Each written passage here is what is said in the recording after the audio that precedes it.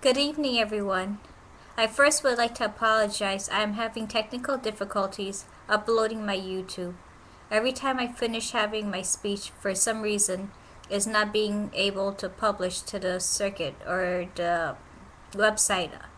So I apologize for this. First of all, hi everyone. My name is Diane Gopal. I am here today to implore each and every one of you to pay attention to me and take the time to reflect on some of my thoughts on healthcare reform. Yes, we do need to have some type of healthcare reform because what's going on with us today is not really beneficial to all of us as United States of America citizens. I believe in socialized medicine, just as it is given in England, France, Cuba, and various parts of other countries in this world. First of all, it was during President Nixon's time where he insisted the law with Kaiser Permanente, allowing the doctors and the pharmaceutical companies the ability to charge whatever prices they thought they agreed upon at that time in order for their own benefits, not realizing that in the near future, when all of us are going through our financial crises right now, are going to be able to afford health care insurance or our medicines. Now, I don't know about you guys, but President Obama did install some type of law in order to have healthcare reform.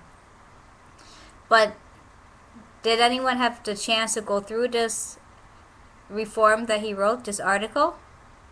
It is a very lengthy article, a huge article with amendments, and we need to have more amendments done to these articles.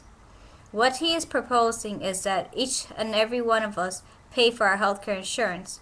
That is great. But what happens when we can't afford it? Because of job loss. How many of us are unemployed at this moment in time? How many of us are not working?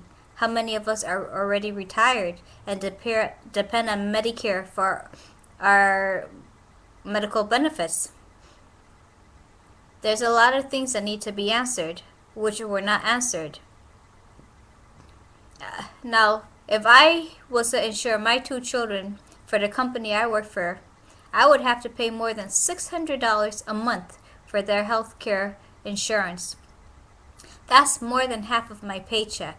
I don't know about you, but I know about me, and I can't afford that. We need to think about this carefully. If socialized medicine is working so well, why haven't we been able to get this done in our country so far? Many of the doctors are stating they don't want this because they don't want the same salaries as nurses and other various laborers around this country. However, you don't hear the doctors complaining in England. You don't hear the doctors complaining in Canada. You don't hear the doctors complaining in France. You don't hear the doctors complaining in Cuba. They all believe in preventative medicine, and that's what we need to do. Believe in preventative medicine, which is prevent the illness before it actually occurs. Go for your checkups before things go wrong. Isn't that what it's all about? But, on the other hand, if we can't afford our health care, how can we go for these checkups? Quite frankly, my children belong to Husky, which is a state-funded Medicaid program for their health care. I pay for it every month, just like everybody else. But this year, the Husky children, many of them were denied vaccinations for the flu. I don't know about you, I felt it was kind of part of discrimination.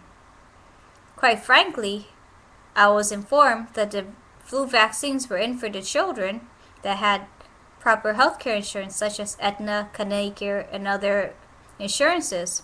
But what happened with the kids from Husky?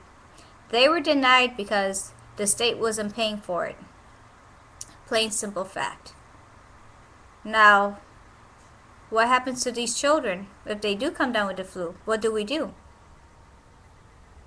I don't know about you guys too. Another question is simple. Many of our retired elderlies are being forced to continue working. Why, do you ask yourself, are these people working? Simple.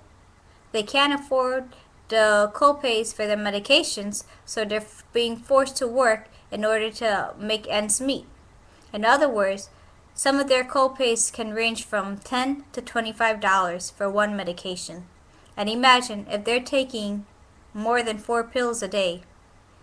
That's more than $100 a month that has to come out of their pocket. And when you're living in a fixed income, it's kind of hard to do. Now, our state legislators, our senators, our congresspeople, our representatives, they're the ones who are the lawmakers. We need to encourage these people to take closer looks into the laws that they're writing into our Constitution and realizing who does it really benefit. Does it benefit them, or does it benefit the people who put them in that area? Because we're the ones who voted for them to take office, and we depend on them to represent us. And if our voice is not heard, how can they act on our behalf? We each need to take the time out to either A, call them on the telephone. We can find their numbers in the blue pages in the phone book. B, take pen and paper and write to this legislative office and at the Capitol in Hartford, Connecticut. Or C, just go on the internet and email them. It only takes a few seconds. And just let our voices be heard. And believe me, you will get a response. I've written numerous letters to Minnie Gonzalez, State Representative for Hartford. I've written many letters to Congressman John Larson with positive answers and aspects too. I've written letters to Senator Lieberman. He did respond to me, but I won't comment on that too well. I wrote to Senator Dodd when he was in office at the time. He did respond to me positively. I did write a letter to Senator Lieberman now, or Senator Blumenthal, that is, I'm sorry, and I got a positive response from his office as well.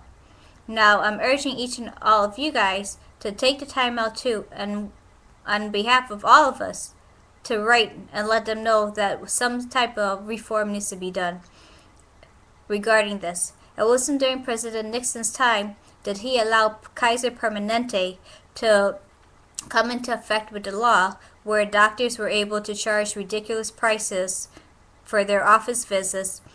Pharmaceutical companies can charge outrageous prices for their medication. We need to have a cap on this. Now, Hillary Clinton's time, she was trying to force some type of socialization reform, but she was shot down by the Republicans. But this is not something that has to do with Democratic Party or Republican Party. This has to do with human beings, the United States of America citizens that are living in this country here. We're all paying our taxes in this country. When we all deserve the proper health care that is granted to us. Our children deserve it. Our family members deserve it. Our neighbors deserve it. That's what this country is built on. Our ancestors came here and built this country so that we can all have equal opportunity and rights here. And so therefore, I don't think it's fair that if you don't have health care insurance, we just let you go down the drain. We all have to care about one another in this country right now because of this financial crisis, but no, because we're all human beings and we deserve this right. It hurts me when I have to go see my patients and they tell me, Diane, either we eat and we don't take our medications, or we eat or we take our medications and we don't eat and we starve to death. Now, I don't know about you, but eating and starving and taking medications, that hurts. It hurts me a lot. Some of them are being forced to take medications that only are really necessary for them to take in order to survive, and skipping the rest of their health. Either the diabetic insulin and forget about the cardiac medications.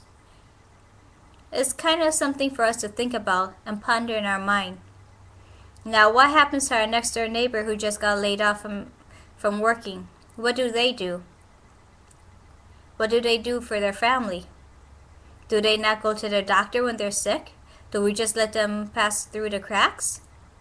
No, I think we all have to take time out and actually listen and talk to our state representatives and tell them, look, something needs to be done.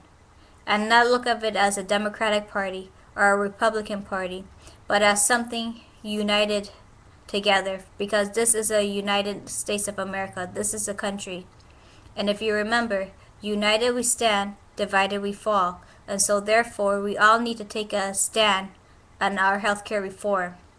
And the only way to do this is by contacting our legislators, our state representatives, our congresspeople, our senators, and tell them, look, this is what has to be done.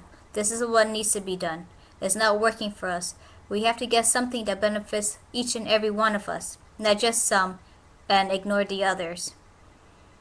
And see where we go for it, because one person can't do it. But if all of us do it together, I'm sure our voices will be heard. Thank you very much. Have a good evening.